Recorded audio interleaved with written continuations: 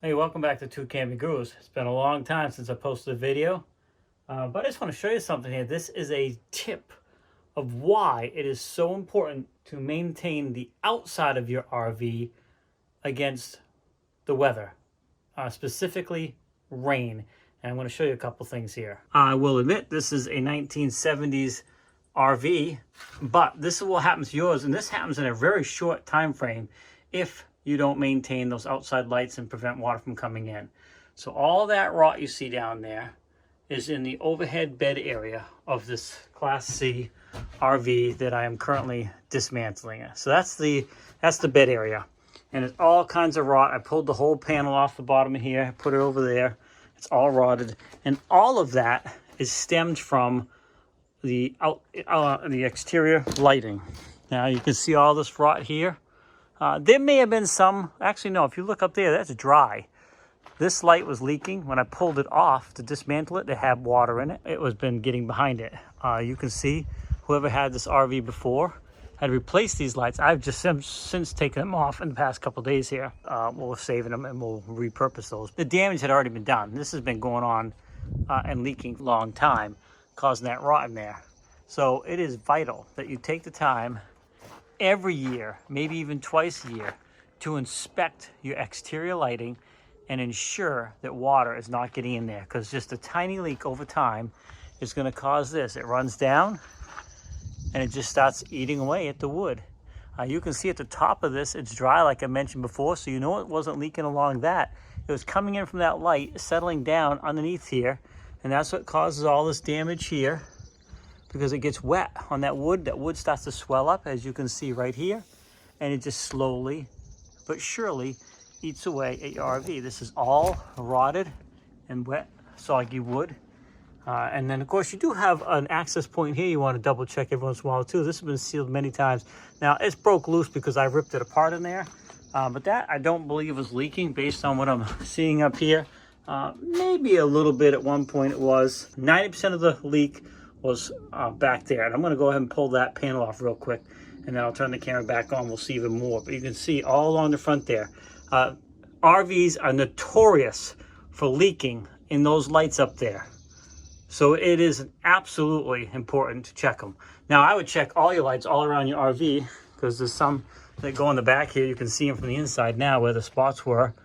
These appear to have leaked a little bit at one time or another, because you can see some streaking down here, but not too bad. They don't leak nearly as bad in the back or on the sides.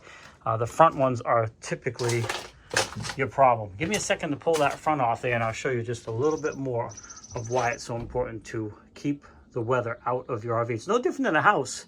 If you don't keep the roof on your house in good shape, you're just going to destroy your house. Okay, so I'm just trying to reveal a little bit more to you. I pulled this piece off that was in the front here. That's insulation, and we'll pull that out too eventually here. But look at how the water is settled here and rotted all of this away. There's literally nothing left to support up here.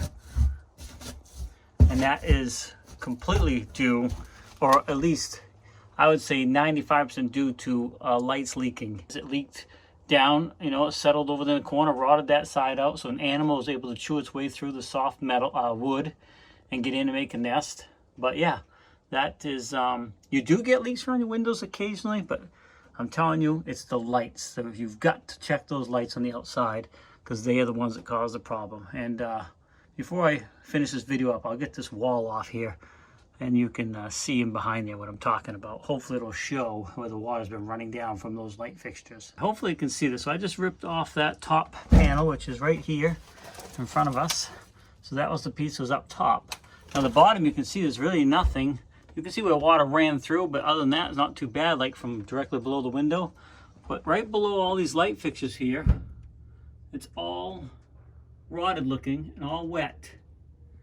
And that's exactly where the edge of this sat here. Let's just zoom that out a little bit. The edge of this piece sat right there, and it's all wet.